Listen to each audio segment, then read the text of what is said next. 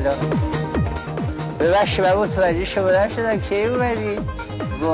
با یه دری، یه سرفه‌ای، یه پنجره‌ای، یه لیوان آبی. چه خبر؟ خوبی شما؟ بخش میره بشم جاتون خالی، گلاب روتون. عرض کنم خدمتتون این بخشم شده چی؟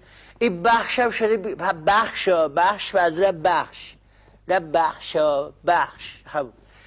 بعد این بخشم شده ناچاره با بدبختی بیچارگی. آقا من یه سوال دارم، من اگر صفر بگیرم به شما لطمه میخوره، شما چیزید میشه؟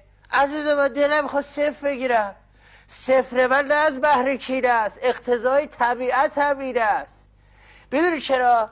رو جواب میره سر مدرسه، من با یکی از معلمای با هدفی که من صفر میده میگه ببین ففا من نمیخوام بهت صفر بدم، این بداده است، این بداده که میخواد به صفر بده. میدونی چرا؟ معلومه بهتون میگم.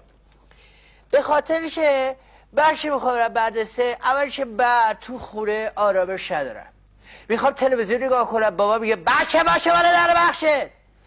میخوام بشینم این فوتبال بازی کنم، مادرم میگه بخشتو نوشتی. بعدم ببینم معلما فکر کردن ما دستمون چیه، 600 صفحه کتابو که نمیتونی با یه روزی بخونیم. اینا رو خورد کنید. بعدم چه اشکال داره معلم مهربون اگه یه نفر 1 بگیره 9 نمره بهش بدی 10 بگیره قبول شه؟ چی از شما کم میشه؟ اینا تجدید میشه، از سر خورده میشن، ترک تحصیل میکنن، عاقبتش چی میشه؟ هیچی. حالا 2 تا تجدیدم آورده. من خودم 1 سال با 2 تا تجدید شاگرد اول شدم تو کلاس بود.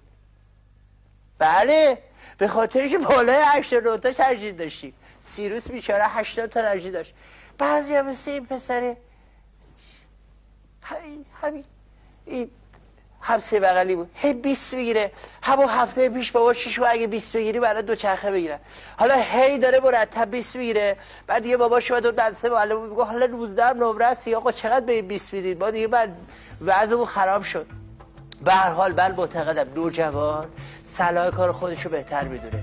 نوجوان درس بخونه که درس رو بفهمه، درس برای نمره نمیخونه که 12 11 10 اینا هم نمره است.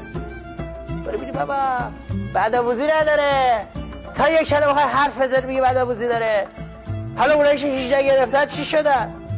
همین مصوبت خودش با همین نمره های 8 و 9 و 10 و کاری